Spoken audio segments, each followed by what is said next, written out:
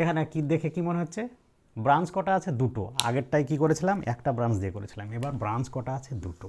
এই যে দুটো CH3। CH3 গ্রুপের নাম কী হবে বলেছি? মিথাইল। এটা তো আমি জেনে গেছি। ঠিক একই রকমভাবে এটারও নাম্বারিং করে নেব, 1 2 3। 2 নম্বর পজিশানে কি আছে? আগেরটাই ছিল একটা CH3, তার জন্য পজিশানে একবার লিখেছিলাম। এবার 2 নম্বর পজিশানে দুটো CH3 আছে। এই যে গ্রুপ, অ্যালকিল গ্রুপ যতগুলো থাকবে সেই পজিশনটা ততবার উল্লেখ করতে হবে। এখানে কতবার আছে? দুবার। তাহলে কত নম্বর পজিশন আছে? 2 নম্বর পজিশন, তার জন্য 2,2 উল্লেখ হয়ে গেল হাইফেন দিয়ে।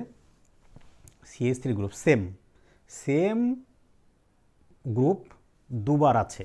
সেম গ্রুপ যদি দুবার থাকে তাহলে বসাবো ডাই, 3বার থাকলে ট্রাই, 4টে যদি থাকে টেট্রা। এখানে আছে দুটো, তাহলে কি হবে? Die methyl.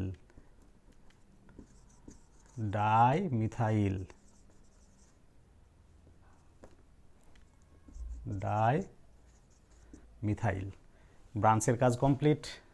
ব্রাঞ্চ ভুলে যাও, এবার চলে এসো এখানে। কটা কার্বন? 3টে কার্বন থাকলে প্রোপ। আর লাস্টে বলেছি বংশের মর্যাদা রাখার জন্য এরা এন যোগ করতে হবে, তাহলে হয়ে গেল প্রোপেন।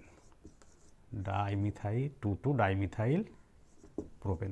তাহলে এই যৌগের নাম কি হয়ে গেল? 2,2 ডাইমিথাইল প্রোপেন।